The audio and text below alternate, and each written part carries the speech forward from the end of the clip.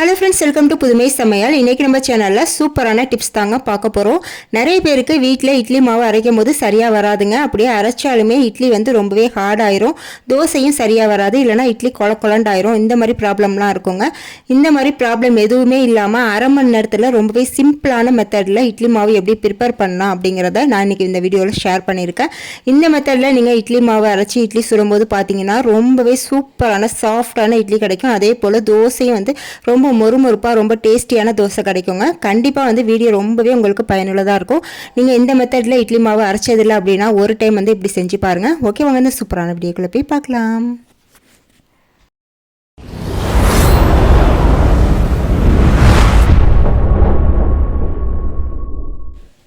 First நம்ம அரிசி உளுந்து ஊற போட்டுடலாங்க. உளுந்து பார்த்திங்கன்னா நான் இந்த அளவால் ஒரு அளவு தட்டை உளுந்து எடுத்திருக்கேன். நம்ம சேர்க்குற உளுந்து பார்த்திங்கன்னா நல்லா பிராண்டடான உளுந்தாக இருந்தால் மட்டும்தான் இட்லி வந்து நல்லா சாஃப்டாக வரும். அதனால நல்லா பிராண்டடான உளுந்தாக வாங்கி போட்டுக்கோங்க. இப்போ வந்து நான் ஒரு கப் அளவுக்கு உளுந்து சேர்த்துக்கிறேன். இப்போ இதில் வந்து நம்ம அரிசி எந்த அளவுக்கு சேர்க்க போகிறோம் அப்படின்னு பார்த்திங்கன்னா 4 பங்கு குண்டரிசி சேர்க்க போகிறாங்க. அதாவது ஸ்டோரில் கொடுக்குறாங்களே ரேஷன் கடைகளில், அந்த அரிசி வந்து 4 பங்கு குண்டு குண்டாக இருக்கும் பாருங்கள், அந்த அரிசி சேர்த்துக்கோங்க. மெலிசா உள்ள அரிசி சேர்க்காதீங்க. மெலிசா உள்ள அரிசி சேர்த்திங்கன்னா இட்லி கொலண்டாயிரும். அதனால் ரேஷன் கடைகளில் இந்த மாதிரி குண்டு குண்டாக கொடுப்பாங்க, அந்த அரிசி வாங்கி சேர்த்திங்கன்னா தான் இட்லி வந்து நல்லா சாஃப்டாக வரும். அதே சமயம் கொலக்கொழுப்பு தன்மை இருக்காது. இப்போ இட்லி அரிசி வந்து குண்டு அரிசியில் 4 பங்கு சேர்த்துக்கிறேன். அதே போல் ரேஷன் கடைகளில் கொடுக்குற பச்சை அரிசியில் 1 பங்கு சேர்த்துக்கிறேங்க. மொத்தம் அரிசியோட அளவு பார்த்திங்கன்னா 5 பங்குங்க. 1 பங்கு உளுந்துக்கு 5 பங்கு அரிசி சரியான அளவாக இருக்குங்க. இதே மெத்தடில் நீங்கள் எவ்வளோ வேணாலும் கூடவோ குறைச்சலோ வந்து ஆட் பண்ணிக்கலாம். இப்போ வந்து நான் 1 பங்கு உளுந்து எடுத்ததுக்கு இப்போ 5 பங்கு அளவுக்கு 4 பங்கு குண்டரிசியும் 1 பங்கு பச்சரிசியும் சேர்த்துக்கிறேன். பச்சரிசி சேர்க்கும் போது பார்த்திங்கன்னா நமக்கு இட்லி வந்து நல்லா வெள்ளையாக கிடைக்குங்க. ரொம்ப அதிக அளவில் சேர்த்துடக்கூடாது, 1 பங்கு மட்டும் பச்சரிசி சேர்த்தா போதும். இப்போது இந்த அரிசியை வந்து நல்லா 5 டைம் தண்ணி ஊற்றி நல்லா வாஷ் பண்ணி எடுத்துக்கோங்க. 5 டைம் நல்லா வாஷ் பண்ணிக்கணுங்க, ஏன்னா ரேஷன் அரிசி அப்படிங்கிறதுனால. அடுத்து வந்து நம்ம உளுந்தையும் வந்து தனியாக வந்து ஒரு 2 டைம் மட்டும் வாஷ் பண்ணி எடுத்துக்கலாம். உளுந்தை தனியாக வாஷ் பண்ணிக்கணும், அரிசியை தனியாக வாஷ் பண்ணிக்கணுங்க. வாஷ் பண்ணி முடித்தோன்னா இந்த உளுந்தை வந்து அரிசியோட ஒன்றா சேர்த்துருங்க. இப்போது இது கூடவே வந்து வெந்தயம் 1.5 டீஸ்பூன் அளவுக்கு சேர்த்துக்கோங்க. நான் சின்ன ஸ்பூனால் 1.5 டீஸ்பூன் அளவுக்கு சேர்த்துக்கிறேன். இப்போ இது மூணுத்தையுமே ஒன்றா சேர்த்த பிறகு தண்ணி ஊற்றி ஊற வச்சுக்கணுங்க. தண்ணி நல்ல தண்ணியாக ஊற்றி ஊற வச்சுக்கோங்க, ஏன்னா இந்த தண்ணியை வச்சு தான் நம்ம மாவு அரைக்க போகிறோம். அதனால நல்ல தண்ணியாக ஊற்றி இது முழுகிற அளவுக்கு ஊற்றி ஊற வச்சுக்கோங்க. இது வந்து ஒரு 3 மணி நேரம் நல்லா ஊறணுங்க.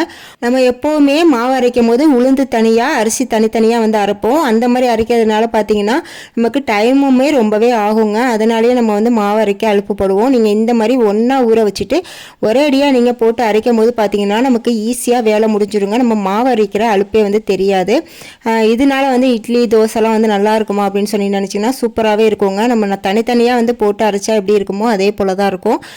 நான் வந்து வீடியோ லாஸ்ட்டில் உங்களுக்கு எப்படி வந்திருக்கு அப்படிங்கிறதையும் காட்டுறேன். இப்போ பார்த்தீங்கன்னா 3 மணி நேரம் நல்லாவே ஊறிடுச்சுங்க. அரிசி உளுந்து ரெண்டுமே நல்லா ஊறி இருக்கு. இப்போ வந்து நம்ம மாவு அரைச்சிக்கலாம். நான் வந்து இந்த கிரைண்டரில் தாங்க மாவு அரைக்க போகிறேன். நீங்கள் வந்து பெரிய கிரைண்டர் வச்சுருந்தாலும் நீங்கள் அப்படியே போட்டு அரைச்சிக்கலாம். நான் வந்து என்னோடய கிரைண்டர் சின்ன கிரைண்டர் அப்படிங்கிறதுனால நான் 1 கிலோ அளவுக்கு எடுத்திருந்ததுனால 2 பாதியாக போட்டுக்கிறேங்க.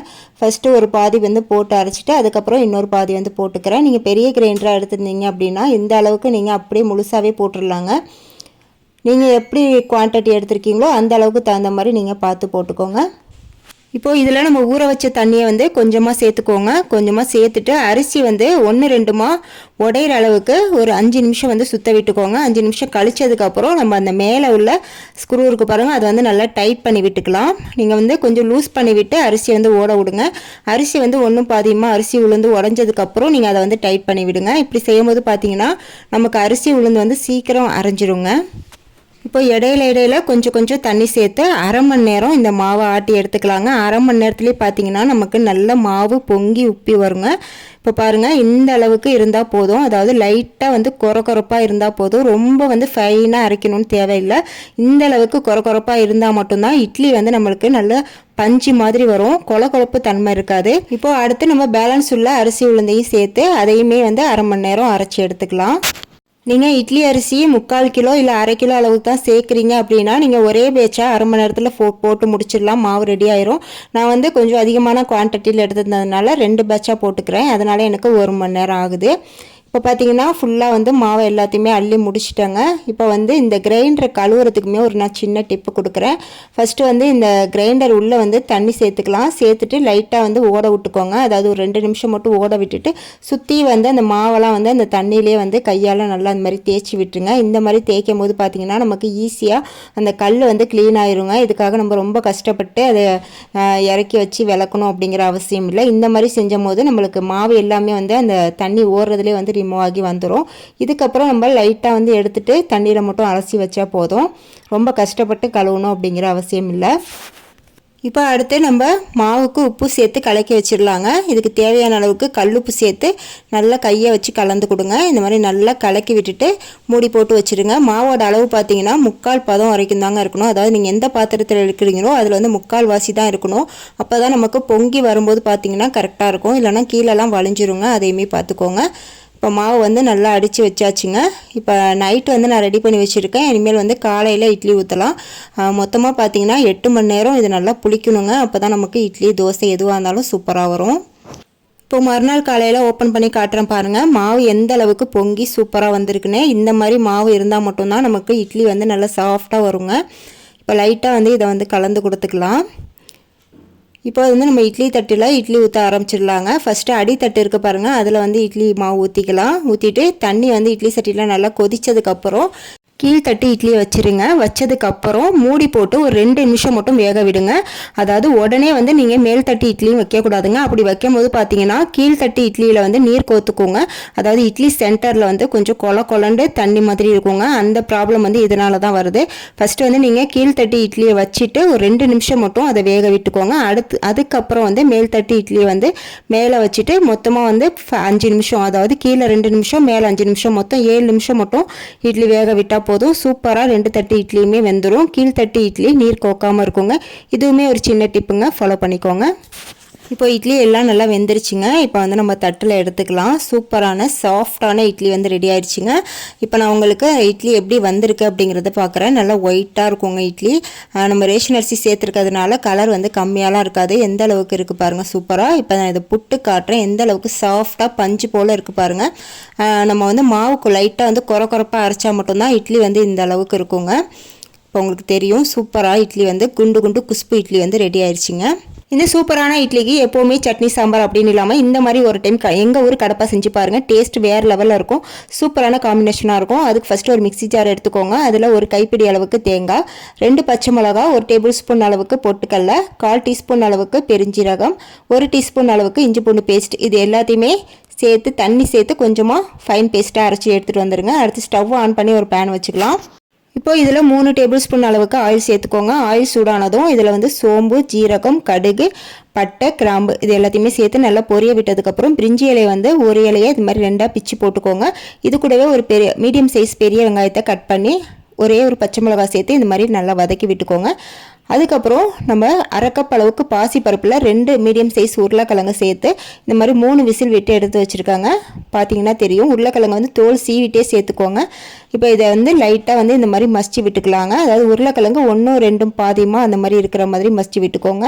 பருப்பு வந்து ரொம்ப மசிக்கணும் அப்படின்னு அவசியம் இல்லை. லைட்டாக வந்து மசிச்சு விட்டாவே போதும். வெங்காயம் ஓரளவு வதங்கினதுக்கப்புறம் ஒரு மீடியம் சைஸ் தக்காளி வந்து கட் பண்ணி சேர்த்து அதையுமே லைட்டாக வதக்கி விட்டுக்கோங்க. இப்போ இதில் வந்து 1/4 டீஸ்பூன் அளவுக்கு மஞ்சள் தூள் சேர்த்து வதக்கிக்கோங்க. இப்போ வெங்காயம் தக்காளி ஓரளவுக்கு வதங்கினதுக்கப்புறம் நம்ம வேக வச்சுருந்தா பருப்பு உருளைக்கிழங்கு இருக்கும் பாருங்கள், அதை வந்து சேர்த்துக்கலாம். சேர்த்துட்டு அந்த குக்கரை தண்ணி ஊற்றி அலசி ஊற்றிக்கோங்க. தண்ணி சேர்த்ததுக்கப்புறம் லைட்டாக ஒரு கொதி வர ஆரம்பிக்கும் பாருங்கள். அப்போ வந்து நம்ம தேங்காய் பேஸ்ட்டை சேர்த்துக்கலாங்க. ரொம்ப கொதிக்கணும் அப்படிங்கிற அவசியம் இல்லை. தேங்காய் பேஸ்ட்டையும் சேர்த்துட்டு மிக்ஸி ஜாரையும் அலசி தண்ணி ஊற்றிக்கோங்க. இதுக்கு கொஞ்சம் தாராளமே தண்ணி ஊற்றிக்கலாங்க. நம்ம பருப்பு உருளைக்கிழங்கு சேர்த்துருக்கிறதுனால நல்லா திக்னஸ் கொடுக்கும். இப்போ இதை நல்லா மிக்ஸ் பண்ணி விட்டுக்கோங்க. இப்போ இதில் தேவைக்கேற்ப உப்பு சேர்த்து மறுபடியும் நல்லா மிக்ஸ் பண்ணிவிட்டு இதை வந்து ஒரு 5 நிமிஷம் கொதிக்க விட்டுக்கோங்க. 5 நிமிஷம் மட்டும் கொதிச்சா போதும். இந்த மாதிரி நல்லா 5 நிமிஷம் கொதிச்சதுக்கப்புறம் இதில் லாஸ்ட்டாக இறக்க போகிறதுக்கு முன்னாடி கருவேப்பிலையும் கொத்தமல்லி இலையும் தூவிட்டு ஸ்டவ் ஆஃப் பண்ணிடுங்க. ஸ்டவ் ஆஃப் பண்ணதுக்கப்புறம் பார்த்தீங்கன்னா ஒரு 1/2 டீஸ்பூன் அளவுக்கு லெமன் ஜூஸ் சேர்த்துக்கோங்க. லெமன் ஜூஸ் சேர்த்து நல்லா மிக்ஸ் பண்ணிவிட்டு மூடி வச்சிடலாங்க. அவ்வளோதாங்க, சூப்பரான கடப்பா வந்து ரெடி ஆயிடுச்சு. இப்போ இந்த இட்லி மாவில் வந்து நான் தோசையை வந்து உங்களுக்கு நான் ஊற்றி காட்டுறேன் பாருங்கள் எந்த அளவுக்கு சூப்பராக மொறுமொறுன்னு வருதுன்னு. இப்போ வந்து நம்ம இட்லி தோசை ரெண்டுமே வந்து ரெடி ஆயிடுச்சுங்க. இப்போ இந்த கடப்பா ஊற்றி நம்ம சாப்பிட்டு பார்ப்போம் எப்படி இருக்குன்னு. நான் அடிக்கடி வந்து இட்லி தோசைக்கு வந்து சட்னி சாம்பார் அரைக்கிறத விடவும் இந்த கடப்பா வந்து அடிக்கடி செய்வாங்க. எனக்கு ரொம்பவே பிடிக்கும். எங்கள் ஊர் சைடு வந்து இது ரொம்பவே ஃபேமஸுங்க. இப்போ இட்லி வந்து நான் புட்டு காட்டுறேன் பாருங்கள். இது ஆறின பிறகும் இட்லி எவ்வளோ சாஃப்டாக இருக்குன்னு பாருங்கள். இதோட கடப்பா சேர்த்து சாப்பிடும்போது ரொம்பவே டேஸ்ட்டாக இருக்குங்க. நீங்கள் வந்து கடப்பா இட்லியோட சாப்பிட்ருக்கீங்களா அப்படிங்கிறதையும் எனக்கு கமெண்ட்டில் சொல்லுங்கள். அதே போல் தோசையும் வந்து நல்லா மொறுமொறுப்பாக சூப்பரான டேஸ்ட்டில் இருக்குங்க. நீங்கள் எப்போவுமே வந்து எல்லாத்தையுமே தனித்தனியாக ஊற வச்சு அரைக்காமல் இந்த மாதிரி ஒரே தடவையாக ஊற வச்சு நீங்கள் ஒரே வேலையை அரைச்சி முடிச்சிருங்க. நம்மளுக்கு டைமும் ரொம்பவே சேவ் ஆகும். வேலையை வந்து சீக்கிரம் முடிஞ்ச மாதிரி இருக்குங்க. கண்டிப்பாக வந்து இந்த வீடியோ உங்களுக்கு பயனுள்ளதாக இருந்திருக்கும்னு நினைக்கிறேன். இது போல் நிறைய யூஸ்ஃபுல்லான வீடியோஸ் தெரிஞ்சுக்க நம்ம புதுமை சமையல் சேனலை சப்ஸ்கிரைப் பண்ணி வச்சுக்கோங்க. வீடியோ பிடிச்சிருந்தால் மறக்காமல் ஒரு லைக்கை தட்டி விட்டுருங்க. நெக்ஸ்ட் ஒரு சூப்பரான வீடியோவில் வந்து மீட் பண்ணுறேன். தேங்க்ஸ் ஃபார் வாட்சிங்.